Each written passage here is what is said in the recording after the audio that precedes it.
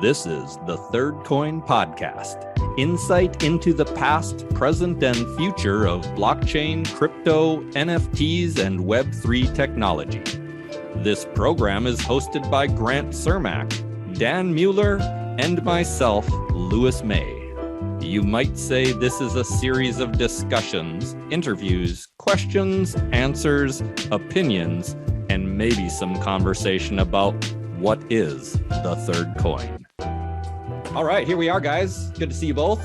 And as we just spoke about, we were going to talk more about this, as you called it, the Terra implosion. Terra implosion, yeah. Which has certainly ruffled some feathers and caused I think, a lot of people. Yeah, I think just to start this and preface it, a lot of people, lost a substantive amount of money here. I've seen estimates of something like $40 billion was like wiped off the map here by the person who was able to substantively attack the algorithmic stablecoin and cause it to go into a death spiral. And just so we're clear, to anybody that lost money or you're thinking about, like your own life, please, if you're having any kinds of thoughts, call the suicide prevention line. We're not going to try to make light of it in any way. If we joke around or whatever, please, you be careful with anything you invest. Crypto is speculative, so sort of be careful out there. And don't base your self-worth on money things. Like self-worth should not be based on how much money you have, how much you think you're going to have. Self-worth is about knowing that you're just a good human and that it's okay to be. There's a lot of broke good humans out there, and that's okay. All right, so disclaimers aside, so now we're going to get back to our normal joking around and stuff. This was a crazy event that happened sort of when Terra imploded. They were working with an algorithmic stablecoin, and Dan, I think you had some thoughts about Anchor in your first reactions and Well, Bernie Madoff was paying 12% on his Ponzi scheme, and last time we talked about this, it was like 20% APY. I'm like, how is this not a scam? I know that's not why it tanks, but I smelled a rat. There's no way I'm throwing even a single Satoshi at that project. That could have been what caused the attention grabbing of somebody who had enough money to do something with it. Well, doesn't that just kind of almost expose a flaw in the whole idea anyways, even if it wasn't a flaw? You were working on some code for this, weren't you? I mean, what give us your, this coin went from what, like a couple bucks to $100 in less than a year. I mean, what's your take on all this? So Anchor drove the whole thing, right? I mean, when you have this unsustainable rate of return, like earning 20%, it's just like, wow, how is this possible, right? And it was clear that it was not backed by fundamentals, right? And I think we talked about that. It was it looked like a marketing thing. And I've said this, it's like as far as what they were trying to do, attract attention to the coin and attract attention to the chain, putting some marketing dollars towards that and saying, hey, there's a high yield. There's nothing fundamentally bad about having an introductory rate. Banks do that. That's a good opening business strategy for sales in general in any industry. You put out a great return or a great commission for your salespeople, and you're telling them, this is what I want. Get me more of that. Yep, and it was deemed to be introductory. They never said it was going to last forever, and they were actually putting in place ways to ratchet that down. So all of those governance proposals were already in play. They were starting to happen. The anchor rate was bound and determined to adjust down. I think they were targeting actually a return rate of 8%. So it was introductory. It was funded with cash that was coming from a certain place. I think that the big things on why this ended up unwinding the way it did was because of just how centralized it is. I mean, when you have a chain that is able to be controlled by a limited number of wallets and it's very centralized proof of authority consensus, I mean, buyer beware. I think we may have talked about our love of decentralization and why that's important. Well, here's a poster child example of why decentralization does matter, and it's something that needs to be considered whenever you're investing in a crypto and taking. So in the case of Terra Luna here, what are the indicators as an expert, the expert, Grant, that says this was more centralized than others? How does a guy like me look at the landscape of Terra Luna or any coin for that matter and go, wow, this is a more centralized one than those. Any proof of stake, proof of authority are equally all centralized. Yes. Okay. Yeah. So I would say Terra wasn't more centralized. It was just as centralized as all the other proof of stake, proof of authority coins that exist out there. I think, and I don't have a great link to this or a way that the viewers or the listeners can research this, but it's just an anecdotal thing that I kind of can throw out there. Tendermint, which is how Luna was created, how Terra was created. This was intended to be a permissioned blockchain that was used internally for internal use cases. So to make this a public chain and to use Tendermint for that capacity was a little dubious that should have ever been done. And that's not necessarily, like a full battle hardened Nakamoto consensus. Totally strategic flaw in their business, using a crypto or a blockchain that wasn't meant for that purpose then. Well, this is old tech. Proof of stake and proof of authority is not a new concept. It isn't like we had Nakamoto consensus and then proof of stake was the next generation evolution. It's like Nakamoto consensus was the innovation and it came after proof of stake, proof of authority. Centralization is what we had before. So Bitcoin made the new thing and then Ethereum copied it and co-opted it, right? So it's like Bitcoin was the innovation. Ethereum was the follow-on, and then we regressed. Like we went back. It was like, this is pre-Bitcoin. It's like we've not evolved. Proof of stake is not the next evolution of proof of work. Proof of work was the innovation. Now we're back to like bullshit here again. Okay, interesting. So I think, as we kind of constantly riff on like what are the coins that are somewhat interesting, I still find all of the Nakamoto consensus proof of work coins great. I mean, that's the stuff that stood the test of time, and they're the ones that aren't like having these substantive problems, right? So Bitcoin hasn't had something like this. Now, danger lurks for Bitcoin. It does, because the decentralization has been eroded on a month by month, year by year basis on Bitcoin. I think I saw somebody made a statement the other day that said if 4 of the pool operators in Bitcoin collude, 51% attack is now possible. Yeah. Wow. That's not a lot. That's just 3 phone calls for one of those dudes.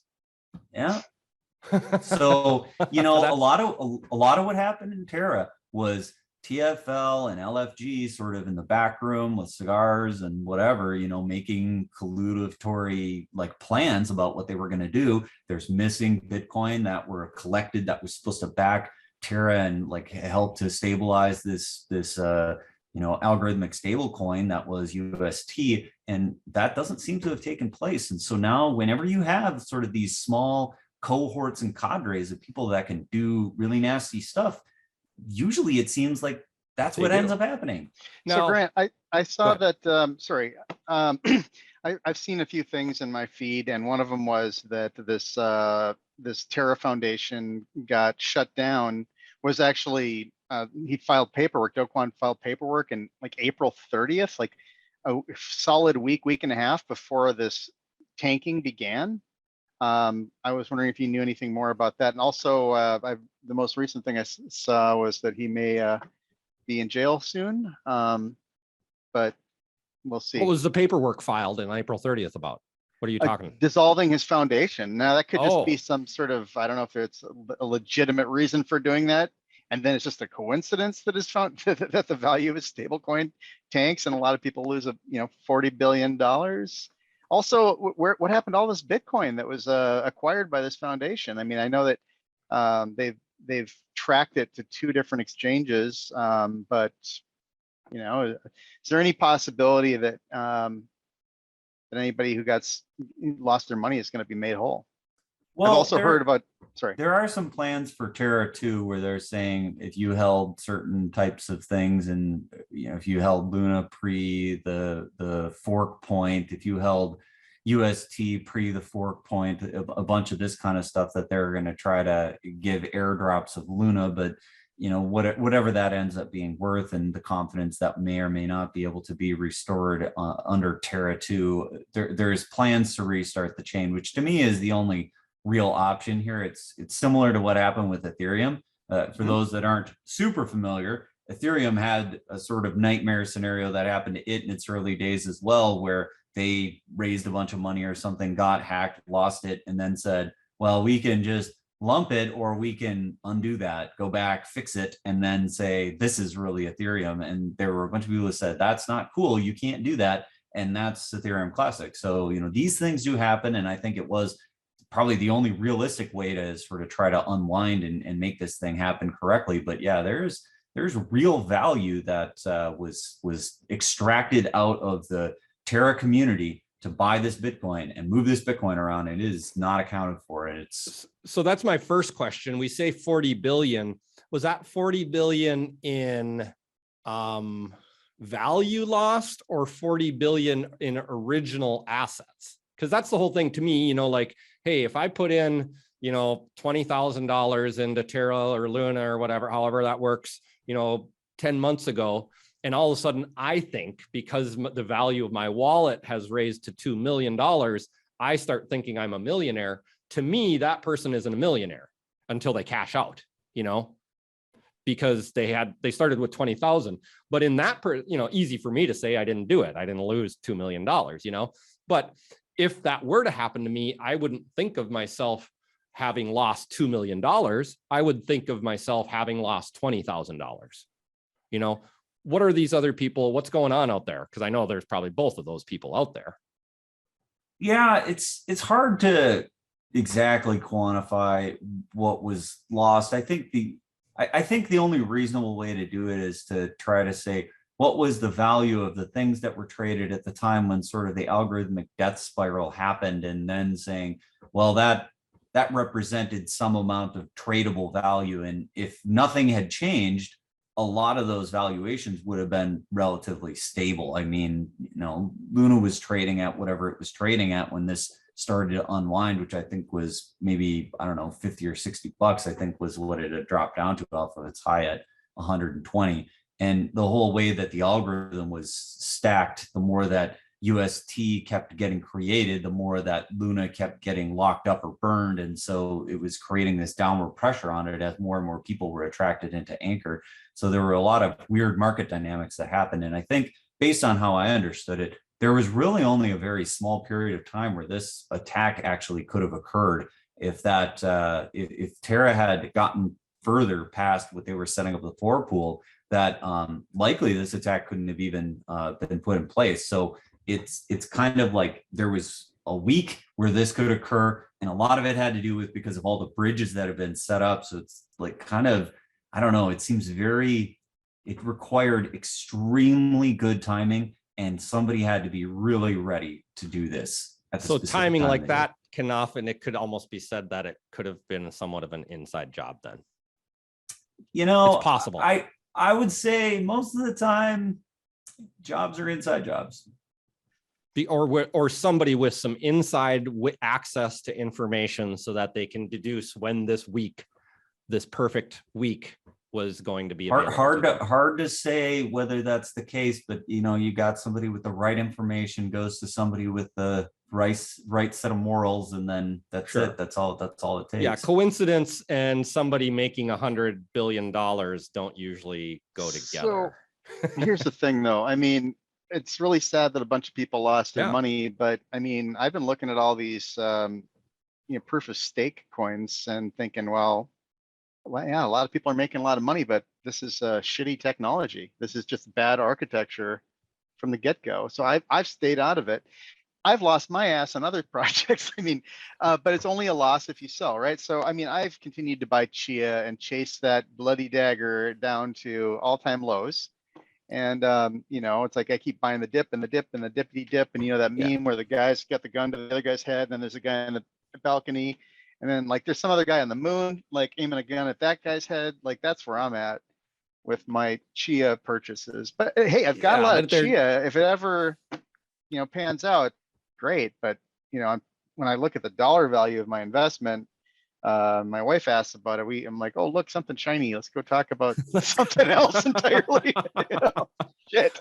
I mean, but like this is your guys' love, and this is your hobby, like it's your hobby love, like I got that thing right there. Yeah. It certainly wasn't like, I do love Chia. wise. Chia is awesome. It is seriously, Yeah. it's so cool. It's like Bitcoin. It's like being back in Bitcoin in the beginning again, or in 2012 or whenever I figured it out. But it's different because it's so much more improved, and it's actively being developed. And actually, why don't we talk about Chia? I mean, didn't they just release the NFT standard, Grant? Do you know anything about that? Yeah. I think that's it's a great topic for our next episode, probably, just to wrap the Terra a bit. But yeah, we definitely should talk more about Chia. There's lots of cool developments happening there, and I think we should dive into. We'll get into that. Let's wrap it up with the Terra thing, and then kind of call it a wrap. But because I have a couple more questions, like, so was any of this stuff technically illegal that was done to do that? I think so. I definitely think so. There's ongoing investigations. I think the South Korean government is not happy about this at all. Terra was being used in some substantive capacity for KFD, I think, was another stable coin that was on there. So yeah, I think there's definitely things afoot and laws that were broken, especially with respect to U.S. securities law and the Mueller protocols. So, I know Do Kwon got served about that, and who knows when all of this ultimately gets discovered. But I think there were some. So there's definitely probably some law enforcement agencies looking into this. I'm sure those 80,000 Bitcoin or whatever that the LFG Foundation had and that got squirreled away are going to be found. Which is similar to that other conversation we had about, like, if you were to suddenly find yourself with a lot of Bitcoin, what would you do? And how would you? Yeah. Okay. Interesting. Which leads us to one of those other coins that we keep talking about that I still find very interesting, which is Monero. And so it's like, you oftentimes see Monero taking these big ups and down swings, but Monero continues to hold its value very well in the little crypto downturn that we're experiencing here. But it's got additional utility. It does. It's a privacy coin. It's impossible to figure out what's going on. I think people forget completely about this who are going into crypto is like, look, guys, there's still not a lot of utility for cryptocurrencies yet compared to the other $500 trillion of assets that exist in the world. We're at 1 trillion in assets for cryptocurrency. There's some utility, asset management, asset storage, but it's not to the point where other assets have utility. To the extent that these things have happened in the past, right? I mean, things that had utility and value can go up in value and they can come crashing down. Tulips are the one that's oftentimes talked about. Silver, I think, experienced this one. The British pound experienced this one. Anytime you end up in a situation where somebody can exploit an imbalance, guaranteed that's going to occur. There are other algorithmic stable coins that exist out there. They will likely be exploited at some point. Like, you have to really be careful what you're doing out there. And it doesn't mean that you won't make money on the run up. You can. I mean, when bubbles are inflating and when bubbles are happening, like, people make money on those bubbles. They do. Sure. You got to get out before they pop. And I mean, that's the same thing that happened with property. There's a certain period of time where U.S. property just seemed like it couldn't do anything and go up. Well, the fact is most people don't get out until after it pops. Yeah. Tell us about Terra 2 then. So Terra 2 is the plan to restart the chain. So I think they're going back to something like May 9th. So they're going to find a point in time in the blockchain where they're like, everything looked kind of good right here. So that's where the world starts. And then we're going to keep the chain going from that point. And everything that happened from this point is going to be Luna C.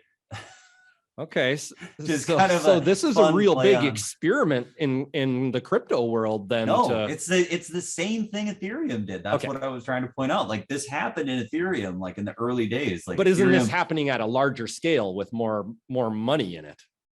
More people, more nodes. To some, I think so. This is bigger than I think Luna is bigger than Ethereum was when this happened. Yeah. Okay. But it's similar. I mean, this is history repeating right here. This is nothing new in the world of crypto. Like forks occur and people roll back things that they find distasteful. So okay, Dan, from your point of view, any more questions that you could ask, even maybe that you have a little bit, but like for our viewers to take So I this. I should keep an open mind next time some shitcoin comes around promising Madoff type rates of interest. Is that what you're saying? I should keep an open mind because this time it's not a scam, it's a different scam. if you'd have gotten in on Anchor in the early days and held it during the first period of time, I mean, you'd have made your 20%. It was definitely paying out. I've done a lot of trading in the last couple of years, and I looked at my thing I had to give to the IRS, and I was fuck. My best strategy would have been total. Don't fucking touch it. Forget you have it, and come back and check on it. Only show the monkey the buy button. Yeah, don't show the monkey the sell button. And that worked, except for on Terra. If you'd have just hodled, clearly you'd have your investment would have been to zero. So I'm not getting in at that stage. I got in long ago when it was all proof of work, right? So I don't know. I mean, and plus you're diversified too. Like that's the huge problem here is people. No, you're not. I'm like balls anymore. deep on Chia now. That's pretty much it. So, I mean, I got 5% other stuff. All right. So I'm really, we'll see. Interesting. Mm-hmm. Anything else to share, Grant? I mean, you answered all my questions. It was pretty interesting. So I think this is a fascinating time. Yeah, I think that the thing is just Nakamoto consensus, decentralization. This matters. So I think that's the big takeaway here, and let the buyer beware on anything that isn't decentralized, and you just you run the risk, and you either trust the people who are running it, trust the validator nodes, or you don't. And if you do, then and your trust is well placed, then things may go well. But if not, then may not. This is an example. All right. Thanks, guys. That was the Third Coin Podcast, where we talk about the past, present, and future of blockchain, cryptocurrency, and Web3 technology. If you learned something new today, we'd love to hear about it in the comments. If you'd like a different question answered, go ahead and ask us in our social media, which can be found anywhere at The Third Coin. Please like and follow us for some of the latest information on YouTube and podcasts everywhere.